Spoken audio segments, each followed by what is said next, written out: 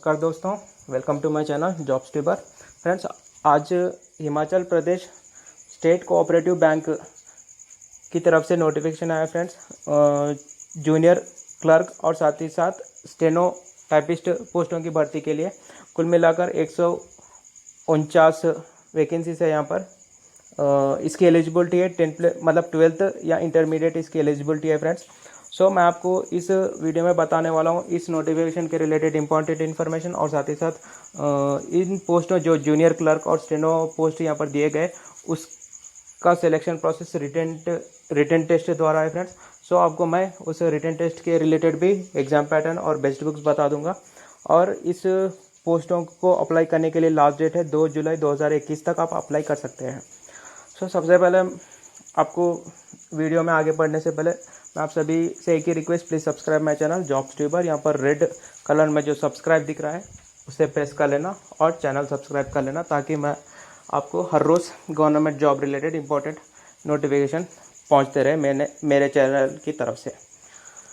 So friends, notification आपको बता देता हूँ। Himachal Pradesh state cooperative bank limited की तरफ से नोटिफिकेशन आया था फ्रेंड्स। आज 149 मतलब 149 वैकेंसीज़ के लिए नोटिफिकेशन आया है, जिसमें जूनियर क्लर्क और स्टेनो टाइपिस्ट पोस्ट शामिल है। और फ्रेंड्स, यहाँ पर ऑनलाइन एप्लीकेशन 5 जून 2021 से स्टार्ट हो चुके हैं और 2 जुलाई 2021 तक आप अप्लाई कर सकते हैं।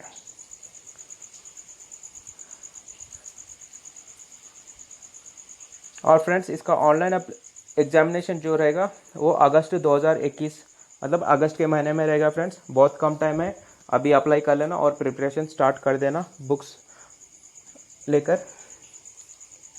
यहाँ पर जूनियर क्लर्क के वैकेंसीज़ की बात करूँ तो कुल मिलाकर 103 वैकेंसीज़ यहाँ पर दिए गए हैं फ्रेंड्स। 149 में से 103 वैकेंसीज़ तो जूनियर क्लर्क के वैकेंसीज है, वो भी डायरेक्ट रिक्रूटमेंट। यहाँ पर जूनियर क्लर्क के वैकेंसीज कुछ डायरेक्ट रिक्रूटमेंट है, कुछ ऑलरेडी एक्सपीरियंस्ड पर्सनालिटीज़ के लिए।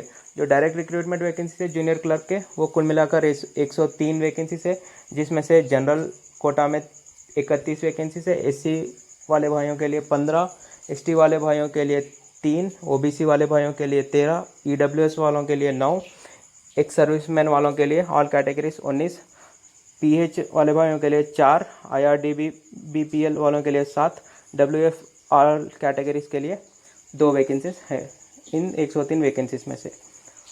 और फ्रेंड्स, यहाँ पर junior clerks under 15% quota reserve for trained secretaries of PACS and employees of other cooperative societies, मतलब जो ऑलरेडी जॉब कर रहे हैं उसके रिलेटेड उनके लिए यहाँ पर कुल मिलाकर 33 + 8 41 वैकेंसीज उनके लिए है फ्रेंड्स।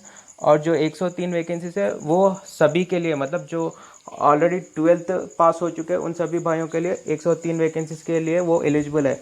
बट जो बचे 41 मतलब 41 वैकेंसीज है वो कुछ जो उसी में से कोऑपरेटिव बैंक में जो काम कर रहे हैं उनके लिए रिजर्व्ड है। सो इसके बारे में मैं आपको नहीं बताना चाहता। सो नेक्स्ट आता है स्टेनो टाइपिस्ट। कुल मिलाकर 5 वैकेंसीज यहाँ पर स्टेनो टाइपिस्ट के हैं।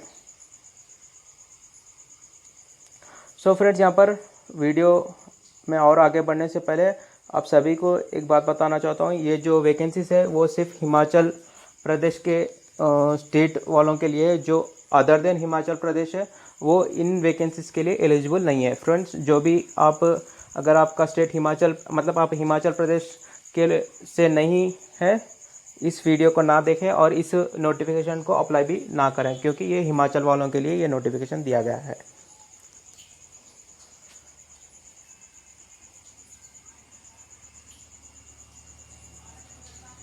और फ्रेंड्स, यहाँ पर एसेंशियल क्वालिफिकेशन की बात करूँ तो फ्रेंड्स जूनियर क्लर्क पोस्टों के लिए 10+2 मतलब 12th कंप्लीट होनी चाहिए 50% मार्क्स के साथ। यहाँ आपका ग्रेजुएट कंप्लीट किए वो भी अप्लाई कर सकते हैं। और साथ ही साथ यहाँ पर कंडीशन भी दिया गया है, देखिए friends, provided that candidate should have passed matriculation and 10+2 from any school or institution situated within Himachal प्रदेश।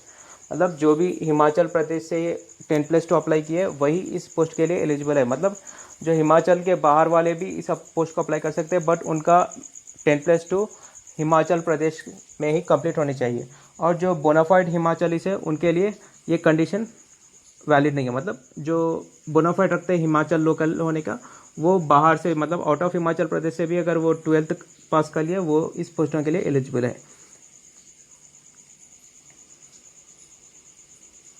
और फ्रेंड्स स्टेनोटाइपिस्ट के लिए फ्रेंड्स यहाँ पर 12th पास होनी चाहिए और साथ ही साथ टाइपिंग स्पीड उनकी 80 वर्ड्स पर मिनट इंग्लिश में होनी चाहिए और 70 वर्ड्स पर मिनट हिंदी में होनी चाहिए टाइपिंग स्पीड।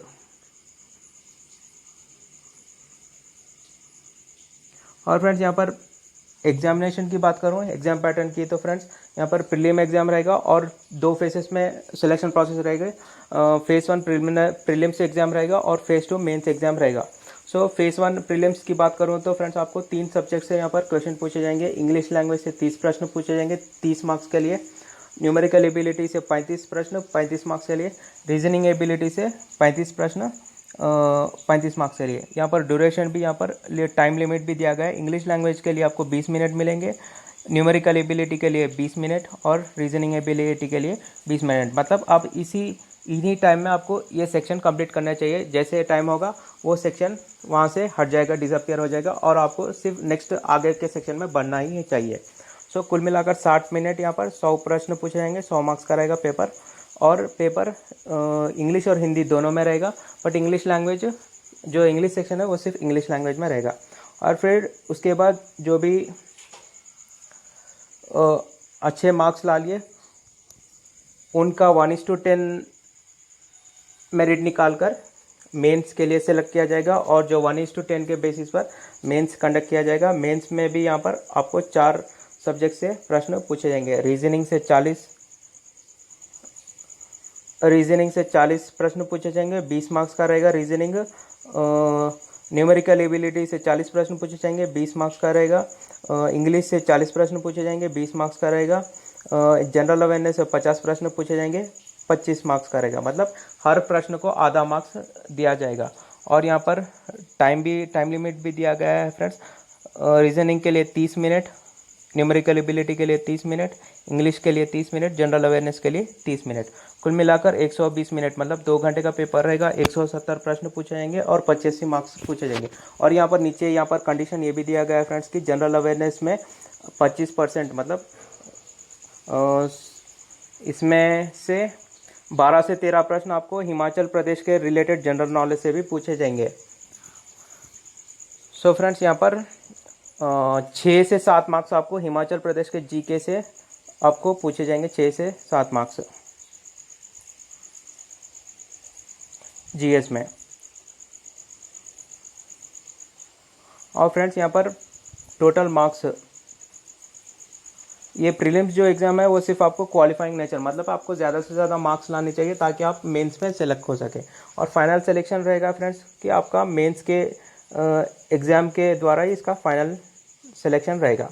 प्रीलिम्स के मार्क्स सिर्फ मेंस को शॉर्ट लिस्ट करने के लिए, मेंस एग्ज़ाम के लिए शॉर्ट लिस्ट करने के लिए प्रीलिम्स के मार्क्स यहाँ पर लिए जाएंगे।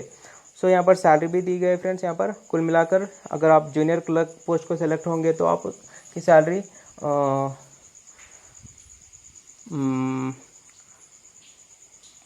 20 से 25 हज़ार के बीच रहेगी फ्रेंड्स आपकी सैलरी, अगर आप जूनियर क्लर्क पोस्ट को अगर सेलेक्ट होंगे। स्टेनो की सैलरी भी ऑलमोस्ट ऐसे ही है फ्रेंड्स।